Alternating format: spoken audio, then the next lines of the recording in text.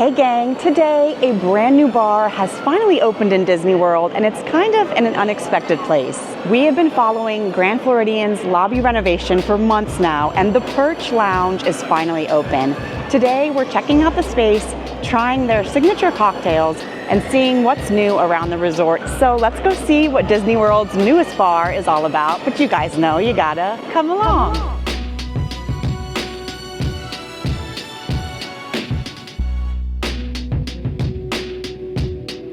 So I was really not expecting to be back at the Grand Floridian this soon because I took you guys here just a few weeks ago to check out the lobby transformation as well as to see the update on the brand new Perch Bar. So Disney World never gave us a release date, so I thought we maybe had a whole nother month or maybe even longer until 2026 until the Perch was going to actually open, but they surprised us. It's an early Christmas miracle. This brand new bar is open. Oh, it's a Christmas miracle. So we're going to check out everything it has to offer, and they do open at 12. So finally the Grand Floridian has a place where you can get a drink on your monorail crawl early, because before that all you had was upstairs at the Enchanted Rose, and they don't open until 3:30. So I got here at 11:30 because they only have about 10 bar stool seats, and so I do want to get a seat at the bar. Although I did hear that if all of those seats are full, you can still grab a seat in the lobby and that they have servers bringing you drinks. So I have no idea what's going to go on today, but I do know we're going to go perch ourselves up. Let's go take a look at this brand new bar.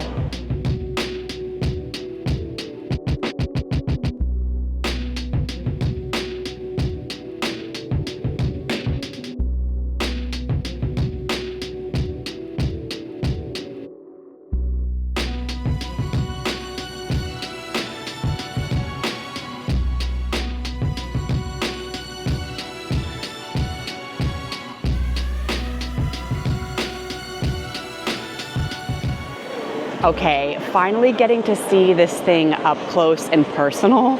It really is stunning, and I wasn't sure how they were going to deal with some of like the spillage, you know, because a bar can be messy, but they did add this amazing like chevron pattern tile that does connect to the beautiful new Grand Floridian lobby carpet, so there will be no spilling of any sorts. In the progress, we were able to see this above stained glass, which was absolutely beautiful, but we did not get to see these stunning globe chandeliers that they had up here.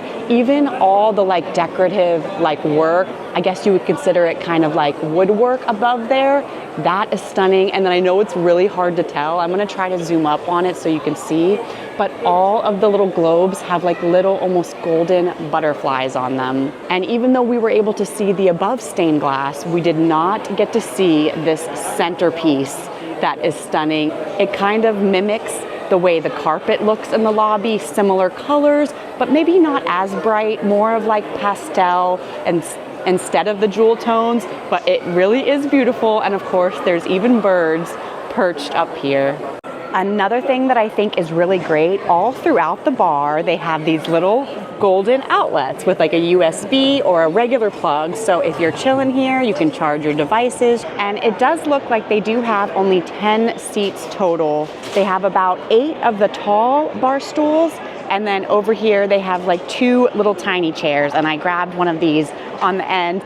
And they also did not skimp on the quality of the chairs. These are not your rinky-dink, gonna be, you know, a not sturdy chair. It has beautiful velvet embroidery with a leather bottom and wooden and gold legs. Now, as of right now, the menu is only showing 2 signature cocktails and beer and wine. And it looks like they have about 3 beers on tap, but I do think that they have more in bottles and also lots of wine and champagne. But I do not know yet if you can order a la carte. I'm gonna find that out for you, meaning like, can you just get like a gin and tonic or a rum and coke, or do you have to get their 2 signature cocktails? But you guys know we're gonna be getting them both. They do not have any snacks or food yet on the menu, so I think the menu might change as it goes, or maybe they're gonna just keep it nice and simple to keep the lobby as quiet and peaceful and simple as possible. But I'm gonna be finding out along with you guys all the rules of the Perch. And now I know there has been a lot of debate about a bar opening in the Grand Floridian lobby. I might have even been involved in a lot of that debate, especially because they do have a lounge right upstairs. But the Enchanted Rose does not open till 3:30, which I think sometimes was a little bit of a problem for people who were wanting a little cocktail on their vacation. I think my only worry about it is it causing a lot of lobby commotion. Like sometimes these lobbies already get so busy with people trying to check in, finding a seat. So I think that was my only concern of it really just changing the vibe of when you walked into this beautiful luxury resort. Now this is kind of the opening few days of this bar, so if it was gonna be crazy and it's like the holiday time kind of, it would have been now. Like this should be chaos, and so far, I feel very cozy, I feel very relaxed, there's not tons of people crowding the bar, so at least so far, I think it might have been a good addition. But the real important thing is, are the cocktails good? And we're gonna find out. It's about to open. I think they're gonna give us our menu to pre-check out. And here is the little menu. It is so beautiful with the little GF emblem on the front. And then when you turn it over, it is very, very small, but it's okay. Sometimes when a menu is huge, I'll like get a little overwhelmed by it. So this is actually like more on my level, so then I don't have FOMO. As you can see up here, these are their two signature cocktails. They have one that's called the Floridian 75, and then kind of like a rum Sazerac drink. They also have some wines of the sparkling red, white, another version of red variety. So lots of different wines to choose from, as well as beer. So it is only showing the 3 different types of beer that they have on tap, which are the Three Daughters Beach Blonde Ale, Funky Buddha Floridian Hefeweizen, and Cigar City High Life IPA. And what I love about the beer choices is every single beer is from Florida. One is from St. Pete, one is from Oakland Park, which is right around the corner here, and then the other one is from Tampa. They do even have a non-alcoholic beverage, which I didn't know, so we're gonna have to get that too. It's a blueberry and basil iced tea. So a lot of delicious looking items for sure. And they are prepping the bar and getting it ready for the day, and they are hand pulling some mint leaves over there. And even from sitting all the way over here, I can smell the freshness of those mint leaves, and it's getting me so excited to see what drinks they're going in. And it is officially 12 o'clock, which means they are open and we can finally start ordering, and we're just gonna order down the list. So to start, this is the Floridian 75. It's foraged gin, Florida citrus cordial, and lemon topped with brut champagne for $22. The first drink, and before I try it, I do wanna say $22 for a drink is a lot, but although this is similar to a mimosa because it has the champagne and the kind of lemon, like a citrus flavor in it, I think the reason why it's so expensive is the type of brut champagne they're using in it. It was so fancy, I could barely pronounce it. It's like Taittinger La Francais Brut Champagne. So I do think the quality of champagne that's in here justifies the price from what I can tell. There's also gin as well as the Florida citrus cordial. So it is a handcrafted cocktail. Nothing is pre-batched here.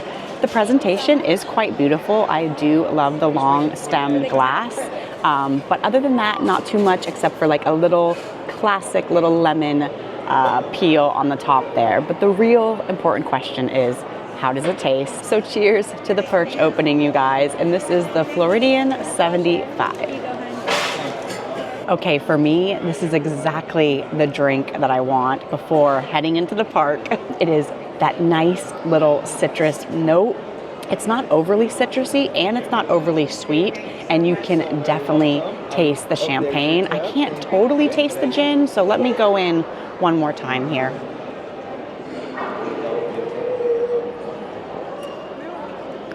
If the gin is in there, it is definitely covered by the beautiful bubbles of the champagne. My bubbles. I can't overly taste gin, but gin can sometimes be like not an overpowering flavor anyways, but all in all, a very, very good drink. And I do think it's a good pour size. It's not like the tiniest glass I've ever seen, but very, very good. It's sparkling, it's bubbly, it's waking me up for sure. And then price-wise, just on another note, pretty much all the Enchanted Rose drinks upstairs are anywhere from $19 to $30. They even have some $100, $200 pours of bourbon. So this is actually very much so on point with the Grand Floridian prices. So I'm not shocked at all, but a very, very good cocktail. And I love the glass. Any stemware like this just makes you feel like you're very grand. All right, well, first drink down. Well, it's not all the way down because I have so much more to go. So we got to pace ourselves. And I am actually very excited about this next drink. And for our second signature cocktail, this is the Sunshine State Rum Sazerac. It's Siesta Key coffee rum, Demerara, absinthe rinse, and bitters and lemon essence for $17.50. Now, doesn't this drink sound very intriguing? And the two reasons why I'm very excited about it, it is made with Siesta Key coffee rum. Now, I happen to be from Sarasota, where Siesta Key is at. I even went to the Siesta Key rum distillery. I got to do a whole distillery tour, and I even got to try this rum back in the day, and it is really, really good. Now, I'm not usually someone that likes coffee in my cocktails. However, I do like coffee and I do like cocktails separately, but I feel like for a Sazerac, this is really gonna work flavor profile wise. And now the other reason that excites me about this drink has absinthe in it. First glass of absinthe. I am the Green Fairy. So whenever I see that they've put absinthe into a drink, I know sometimes it can be for flavor, but sometimes the flavor of absinthe is not the best. It almost has like a licorice flavor to me, but it definitely is something that's like old school, classic. It kind of reminds me of like the 40s and the 30s and like Prohibition and things like that. So I love that they incorporated it into a drink here to kind of give that old school Grand Floridian vibe. We got to try the Sunshine State Rum Sazerac. If you like rum, this drink is for you. It is very heavy on the rum. It definitely, with all the other flavors, isn't overly coffee, but I do get like coffee bean essence and like a little on the back end with the coffee. It also says it has lemon essence, but I do think that the only lemon I'm really seeing is the little lemon zest that's on the top there. They do serve it with a full ice cube, which I love because that's kind of how a Sazerac or any sort of like bourbon whiskey drink is meant to be served. So they do have that instead of just like crushed ice or regular Disney ice. Out of the two drinks so far, I actually think that the Sazerac is a little bit more my vibe, but I'm a Florida girl and I love rum. If you're wondering why the rum is all gone, it's usually because of me or because of Captain Jack Sparrow. Why is the rum always gone? And this drink's flavor profile is out of the park, and it's a little bit cheaper than that Floridian 75. This is only a $17.50 drink. So the flavors that I'm getting, the amount of alcohol content, and just the quality of drink altogether, I do think so far between the two signature cocktails, this one is the way to go. And I think with it being holiday time, there is something that is like very cozy, very heartwarming. Like this is like a Christmas drink in my opinion, but it's so good. It could definitely be an everyday drink, a spring drink, a summer drink, all the seasons of drink, and very, very good. Okay, so I did learn some lounge rules and what they have going on for now.